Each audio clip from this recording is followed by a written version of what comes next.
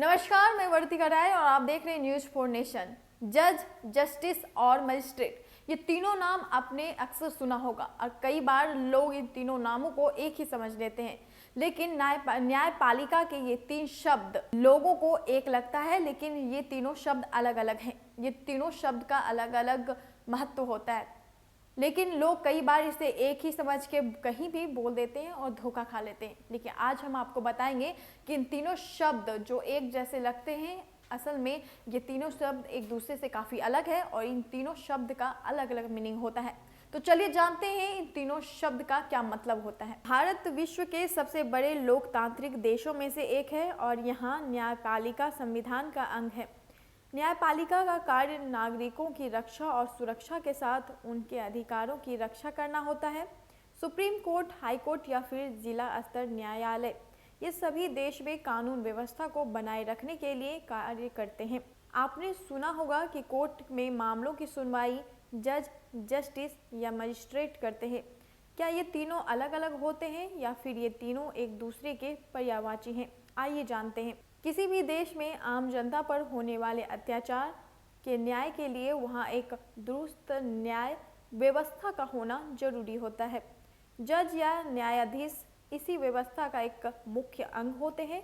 बात अगर जिला न्यायालय की करें तो यहाँ विभिन्न श्रेणी के न्यायाधीश होते हैं और ये सभी सेशन जज के नेतृत्व में कार्य करते हैं। न्याय व्यवस्था को संतुलित रखने और सुचारू रूप से चलाने के लिए सेशन जज बाकी न्यायाधीशों को उनकी वरिष्ठता के आधार पर न्यायालय आवंटित करते हैं। वो यह भी निर्धारित करते हैं कि कौन किस प्रकार के मामले की सुनवाई करेगा। न्यायालय में न्याय के लिए दो तरह के मामले आते हैं, पहला सिविल मामले और दूसरा क्रिमिनल मामले। सिविल मामले में अधिकार और क्षतिपूर्ति की मांग की जाती है, वहीं क्रिमिनल मामले को हिंदी में डांडिक मामला या फौजदारी मामले भी कहा जाता है। इन मामलों में दंड की मांग की जाती है। मजिस्ट्रेट या न्यायाधीश की तरह सिर्फ एक जिले के कानूनी मामलों को संभालता है, लेकिन न्यायाधीश के रूप में उतनी शक्ति नहीं रखता। मजिस्ट्रेट फांसी या उम्र कैद की सजा नहीं दे सकता है। मजिस्ट्रेट में सबसे ऊपर का पद होता है CJM यानी chief judicial magistrate. CJM magistrate revenue के मामले की सुनवाई करता है और छोटे मोटे सिविल मामलों की सुनवाई डिस्ट्रिक्ट मजिस्ट्रेट यानी कि DM या सब डिविजनल मजिस्ट्रेट SDM भी करते हैं। लेकिन इसका मतलब यह नहीं कि मजिस्ट्रेट पदनाम केवल प्रशासनिक अधिकारी को मिलता है। न्यायपालिका में जस्टिस सर्वोच्च पद होता है। इसे हिंदी में न्यायमूर्ति कहा जाता है। ये हाई कोर्ट या सुप्रीम कोर्ट में सुनवाई करते हैं।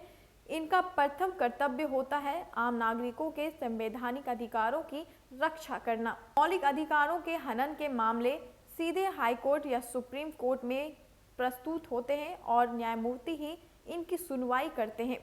वैसे ये तीनों मूल रूप से न्यायाधीश होते हैं, लेकिन वरिष्ठता और जिम्मेदारियों के आधार पर इनके ये पदनाम निर्धारित किए जाते हैं।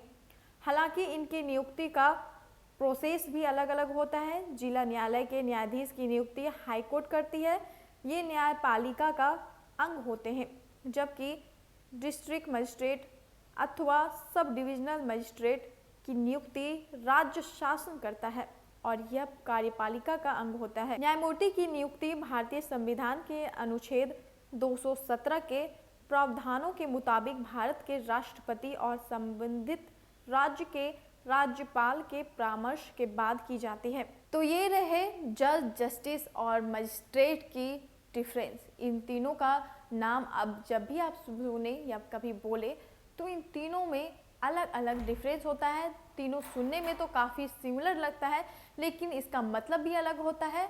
और ये शब्द जो न्यायपालिका के तीन महत्वपूर्ण शब्द हैं, इसका कार्य भी अलग होता है।